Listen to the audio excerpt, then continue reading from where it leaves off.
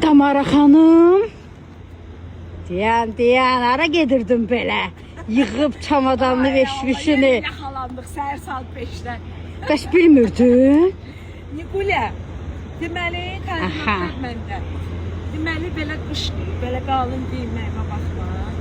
Amma isti bir ölkəyə gedirəm, maşın əncir eləyəm, isti Əncirə. İsti bir ölkəyə gedirəm. 2 gündür orada paylaşımlarda sual verirəm. İsti ölkəyə gedirəm, sizcə haradır? Çoxsu Dubay dedi, düz tapıblar. Bəli, Dubaya gedirik. Ayın ikisi gözəl ailənin doğum gününə gedirik, Rubleyə gedirik. Əvvəlsinə görə təşəkkür edirəm.